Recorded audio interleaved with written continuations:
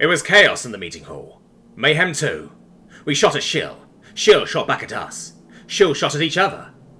I crouched under a table looking for the Baron, other targets.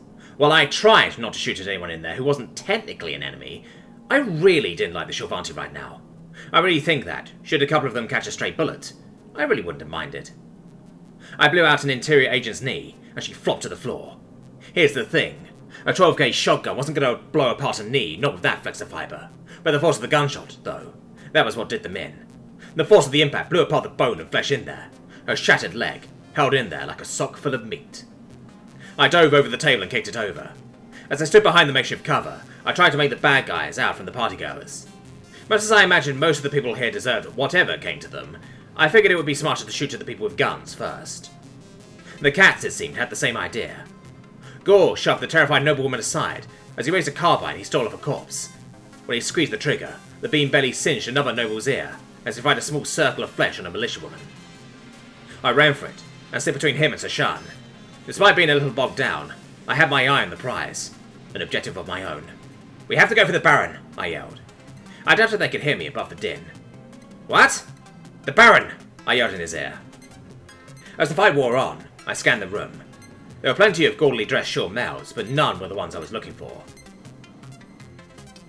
As the fight went on, the Baron knew he couldn't rely on anybody. His militia were probably all dead to start. Half the interior was here to arrest him. The other half were currently stuck in a 5-way shootout. Once again, he had a plan. If Tetris Tamantius got out of this, he was going to reward the family who had escaped by punching out a window. Now the hard part was getting there. The Baron was tiny, even for a Shilvanti male. The Baron was old. The Baron was never a fighter, even when he was crazed villain, rising star of the interior. What he was a manipulator.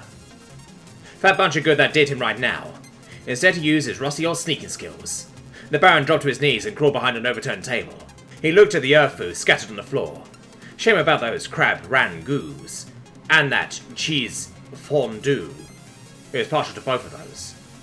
Ah well, no use crying over spilled milk. Possibly literally with the fondue. Baron Samantios simply shut out the noise and the chaos and the mayhem as he crawled beneath his table, under that dead body. Oop. Some soldiers were passing by over there. He had no clue if they were his. Just in case, he laid on the floor and pretended to be dead. One part of him was struck by how strangely not afraid he was. The more rational side told that part of him to shut up. Christ Villan hadn't become the badass interior agent by getting scared like some male. Much later, Tetris Tamantios hadn't survived on the periphery by giving into despair every time something bad happened. He hadn't seduced the Baroness by, oh fuck it. The point was he always figured a way out. And the way out presented itself. And even as the bullets and laser fire zipped over his head, the window got closer and closer. "There!" I yelled. I could see a tiny male sneaking out the window. Look, I was pissed, but I wasn't just about to stand up in the middle of a battle like this. I spied a different shield male lying on the ground, sobbing a little at his wounds. "What in the deep are you?" he blubbered as I dragged him over. "Shut up!" I yelled over the din. I wrapped my arm around him and stood up, holding him out in front of me as I ran for the window. The guy screamed in terror as lasers whizzed by. Well, I say screamed, it was more sobbed in terror of being used as a human shield. Obviously this didn't sit right with any of the shield ladies there, and a bunch made a beeline to rescue this member of the weaker sex. As the first Marine bore down, I threw the guy at her as I dropped to my knees, firing up into her chin. By now I had plenty of momentum, so as I got to my feet I accidentally launched myself shoulder first into a nearby interior agent. This sent both of us to the floor. I, however, slipped face first over a table, bringing it down on a few militiawomen who had taken cover underneath. Obviously I saved the whole thing by doing a badass combat roll out of that uncontrolled freefall. Gotta look cool when you're assassinating heads of state. Unfortunately, I tripped on a dead dignitary, and somehow did that kind of faceplant when my feet left the ground, and I sailed through the window. At least I made it. Now where was the Baron? If I were trying to escape a small war, I'd probably try to get a vehicle of some sort. "Thomas!" I rolled around at that familiar voice. The cats had followed. Shrug held a hand clamped hard on her bloody shoulder. How did that happen? Tell me as we look for the Baron. How do you think? Shrek grumbled, as she held a flashlight up to the fancy showmobiles. Oh, of course, silly me. I looked in the... I hated to call them cars, but they definitely fulfilled the same function. Let's see... There was one, nobody. I made sure to look underneath too. Probably smart just in case. I looked at a second car. Again, nobody. Luckily, there wasn't that many cars. I must have jumped when the car a little ways away from me roared to life. Even as we all raised our guns, Gore was chuckling. Never seen a transport? He asked, as he all opened fire. UV lasers and 12-gauge buckshot all struck the car repeatedly, till something sparked and blew out, and the vehicle slammed to the ground. People inside must have heard it because soldiers started running out. We had to act quick. Get one of those rifles for us, I ordered, as I tore open the door. Look at that. There sat the Baron, bright blue blood streaming from his broken nose and splattered all over his chest. Hi there, I said brightly, as I smashed the butt of my gun into his head. I dragged him out just as Gore and the Catos showed up with a stolen car. Nice. I quickly shoved the Baron in the trunk and climbed aboard. We sped off into the night, just as the shooting started. That was when we heard the thumping from the trunk. You must be awake, I observed, as we heard a muffled yell for help. Oh, Gore said, trying not to laugh. I forgot you're claustrophobic. We all laughed.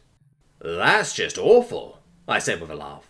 Definitely not enjoying every ounce of suffering we heaped on this loser. Get some sleep, Gore ordered. We'll wake you when we deal with him. Didn't need to tell me twice. Not now that the adrenaline wore off. The sun had rose when I woke up again. We were way out into the Pine Barrens now. I didn't see a sign that said Pine Barrens or anything, but the nearby street sign said Reisterstown Road, so that was a good giveaway. Morning, sleepyhead, Tshirt said. You ready? Yeah. We opened the trunk and dragged out the disheveled noble. Once we sat him down on a rock, I gave him a few slaps. Hey, wake up. Wake up. Where am I? Barrister groaned. Doesn't matter. You're here. With us. Oh, Prajschet. The Baron got up to run for it, despite most likely knowing we'd shoot him in the back. Mr. Stamantios, I yelled after him. You're going to die either way, so at least do it with some dignity. To my surprise, that worked. Fine. But you must know. Yes? Dotrach asked as she passed me my shotty. I grabbed it with a quick, thanks. You aren't going to get away with this, the Baron pointed out. You know how protective everybody is of men. The death of a man is a tragedy. Yeah, tell that to the thousands of men you butchered in your experiments, I growled. And you call yourself a man. What are you talking about? The Baron seemed genuinely confused. Of course I'm a male. That's the thing. Beneath his mask, I could tell Gore was grinning. You might be a male, but you ain't a man. In fact, you're probably the least manly thing in nature. A Shilvanti male. On top of that, you're a particularly wimpy sure male, Darach pointed out. And a murdering psychopath, I added. Light, Tshirt added. You're a politician. Know what we call politicians on Pesh? She made it sound like a hairball. It means you can't do things on your own, so you get others to do it for you. Not just that, I added. You took what it means to be a man and perverted it for money. Business. I raised my own gun as the cats raised theirs. I doubt a few testicles and pituitary glands are what it means to be a man. For the first time, the Baron looked scared. It's the principle of the thing, I admitted, right as I squeezed the trigger. Soon as my gun barked, the cats opened up with theirs. The Baron's body jerked this way and that, as multiple shots slammed into it. Everybody fired till their guns were empty. Once we were done, the Baron resembled a pile of bloody blue meat in the grass. Thinking what I'm thinking? Tshirt asked, looking at her new hubby and sister wives. We never had a wedding dinner. Gore looked at the body. As soon as he said that, he and the cats dropped to their knees and chowed down on the corpse. Oh, I turned away nauseated. Oh god, that's just nasty. You can't leave a body, Gore pointed out through a mouthful of Baron. On Pesh, you don't know when your next meal's coming from, Darach added. Besides, it's proper funeral customs, Trapp pointed out. Right. As I fought to keep the contents of my empty stomach down, I fought to remember that these were honest-to-God aliens. This was just what they did. We can't thank you enough, Thomas, Tshirt said. Something squishy clamped in her razor-sharp teeth. You basically completed our wedding for us. Gore snapped off a rig and sucked out the goo inside. Best wedding contract ever. Wedding contract, huh? Who's getting married? Think I can ask you for one more favour? We are, Gore said happily, nuzzling one of the other cats. What do you need, friend of the Poison Rain clan? Tshirt sucked down the piece of insides and stood up. I have a cousin, I said. The Baron killed his whole family. Can you help me find him? I'm all he has left. The death of the Baron is a tragedy, the first businesswoman said, but not one we cannot recover from. Like all the business folk in this little group chat, she kept her face blacked out. We received the research and backed it up to the proper servers, the second businessman said. Despite his face being blacked out, it was easy to tell he was from the consortium. His horns marked him as night crew. The project will continue unhindered. Excellent, the one in charge said. Even blacked out like this, it was easy to tell she was sipping something. Long live the Union! Long live the Union, came the stated response from the members of this council, as each one of their screens slowly blinked out of existence. Smiling softly to herself, she sipped her drink, as she wondered exactly how to deal with the ever-growing problems on her plate. As with most things, the simplest option was often the best. Accelerate their operations, and push the tepid empires ever closer to their goal. The last couple of years have been a blur. Watching Jason grow up had been great, even with the occasional visit from the interior. Rumour had it that once Governess Cosmonos found out exactly what the previous Baron had done, she started handing out mass pardons to the former rebels. I had yet to see mine, of course. I suspect she had a bone to pick with me. It sucked because I couldn't actually do normal work without it. Instead, I fell on Mum's old standby. Illegal shit. Ah well. I turned on the news. Oh look! The Empress was saying something about us. Well, not us, but the events in Maryland. People of Earth! The elderly but solidly built woman stated from a podium with an imperious air. I am proud to be the Empress, to welcome you into our glorious empire. Your will, your unshakable courage and resolve, even against my own forces, has softened my heart. A wise young human once told me that it is not weakness to recognize one's own faults, and work diligently to repair what has been damaged. A large figure in purple armour sat off to the side, with a woman that looked like a much younger and more live version of the Empress. The iridescent plates that made up the external portion of the armour, dimly reflecting the sunlight of the open-air stage. Purity control was a severe blight upon my empire, perpetuated by members of my nobility and government who have forgone their oaths, their beliefs, and any semblance of nobility that remained in their blackened hearts, and I am here to denounce their actions personally. Her tone was no longer full of vigour. Instead, a sombre mask had replaced the seal of her earlier tone. I have come to reinsure my people, my citizens, that not only is this heinous operation disavowed at every level of my loyal government, but I have my personal forces actively cutting the rot from my beautiful empire. That's new, I thought, as I watched the Empress for the first time on Earth coming to apologise? Apologise for the invasion and deaths of millions, then we'll talk. Ready for school, bud? I asked. Jason was smart as fuck. He managed to learn to cook, and insisted on making his own breakfast. I didn't dare let him touch the stove without my supervision, but damn that kid could cook. He even figured out Mum's old brisket recipe. Yeah. Wash your hands first. You can't go to school with your hands smelling like whatever that is. I took a theatrical sniff. Once he was done, I shooed him out the door. Have a good one, kid. And remember what we talked about. I don't want to get another call from your teacher complaining about you singing about how we should lynch the landlord. A few weeks ago, Jason had gotten into my YouTube music playlists. I've been pretty proud when I came home to the Dead Kennedys playing. Not so proud when the teacher called, claiming he'd been singing Let's Lynch the Landlord in class. Funny as that incident had been, Jason needed to understand that the show didn't get that disrespect for authority was a healthy human trait. Oh well.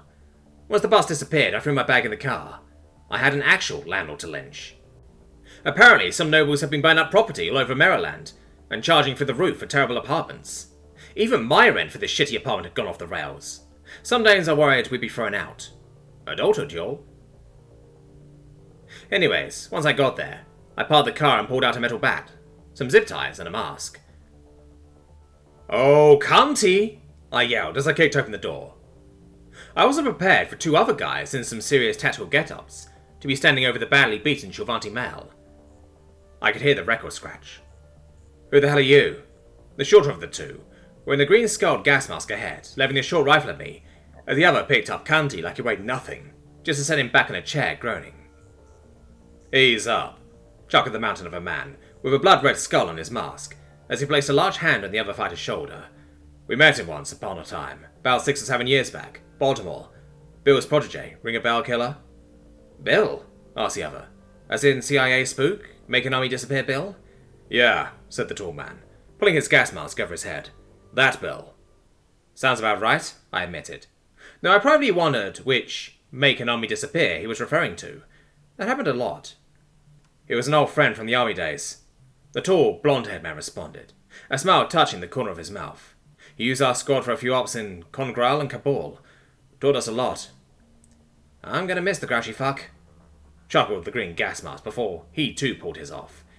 He had hard, icy blue eyes, and dark brown hair that stuck out in all directions, combined with a 5 o'clock shadow. Yeah, I replied, looking between the two soldiers. And the belt-fed short machine gun the tall one had strapped to his plate carrier.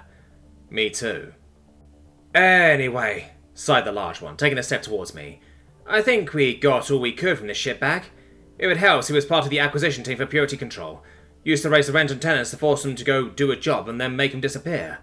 Do with that info what you will, kid.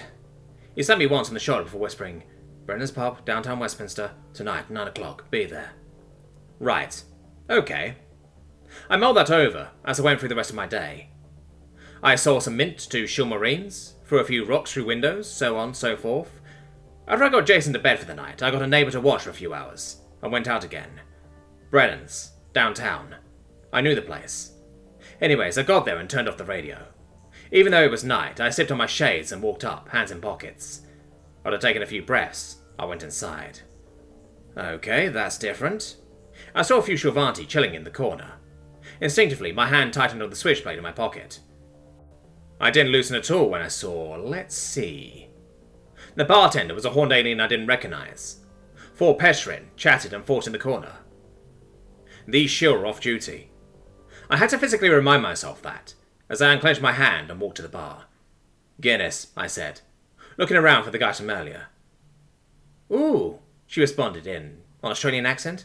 Man of quality, I've got you. Thanks, I replied, looking into her monochrome silver eyes as she shot an award-winning smile my way before I sat down in a bar stool. Shortly after, a pint of Guinness was set on the coaster in front of me, and I happily began to sip the rich, almost chocolatey flavour. The door jingled as the 2 men from earlier strode into the bar, wearing shorts and t-shirts, looking around for a brief moment, before the smaller of the two sat the tall one on his arm with his unoccupied hand and pointed at me. They sat down on either side of me, with the small one setting a green canvas bag on the counter. Whiskey sour, said the short one to the bartender. Whatever's cheap. Vodka, neat, said the tall one with a broad grin, making clear bedroom eyes at the bartender. Yeah, she was kinda cute. The glowing tattoo that wrapped around her torso was a little unnerving. Top shelf, preferably. Coming right up, darling, she responded, with a bright, wide grin. Adam, said the tall one, offhandedly, turning to face me and extending his hand. His handshake felt like gripping a solid piece of rebar, the muscles underneath like suspension cables. Alec, said the other, whose hand was thankfully a lot less rip your spine out. Tom, I replied, looking between the two. You guys want to tell me why I'm here? As my grandmother-in-law loves to say, chuckled Adam, gotta play the game. Speaking of which, Alec, what you got there? Oh yeah, replied Alec, with a mischievous grin, as I turned to face him. Your uncle forgot some shit in my truck after a knob went sideways in Baltimore. Most of it had to be dished, but I snagged this. Felt sentimental. With that, he slid the bag in my direction. The print on the front faded slightly, reading, US Mask, Protective, Filled, M17A1. I've already got a gas mask back to the apartment, I replied, placing a hand gingerly on the rough green fabric. Admittedly, mine was a cheap-as-fuck Niosh something or other from the Home Depot. Open it, chuckled Adam, as the bartender came back with their drinks, placing a glass of ice-cold vodka in front of him, with a piece of paper under it. Adam scrunched his brow, picking up and unfolding the piece of paper as he looked at the omnipad, contact info written on it. He shot the bartender a fed-up expression as she winked at him with a salacious grin, batting her lashes a couple of times as she sashayed away. He inhaled deeply before sighing and rolling his eyes with a smirk.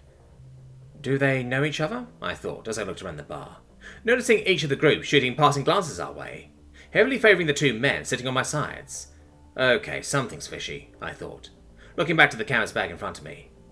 I know I'm not a male model, but there should at least be a few of the show looking flirtatious me my way if past experiences were any evidence. I clicked the buttons on the top of the bag, and pulled out a standard folded gas mask in the bag, and turned it over to see his face.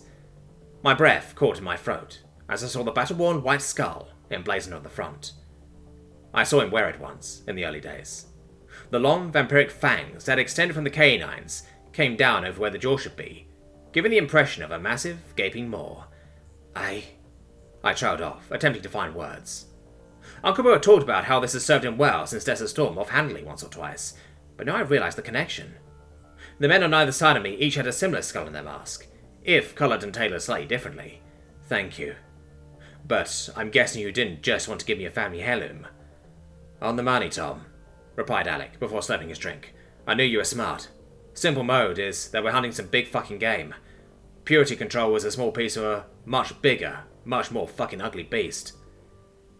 We'd like your help, but first you gotta sign this. It's part of the mission parameters. Adam placed an omnipad in front of me. The first words on the digital page caused me to suck in a breath of air. Imperial Writ of Secrecy, authorized by Empress Callista, Princess Kamalesh, and Princess Indara.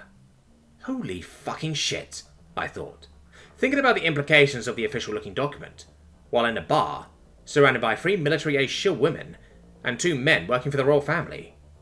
What I didn't understand was the rowdy person in the back, and the tattooed woman running the bar.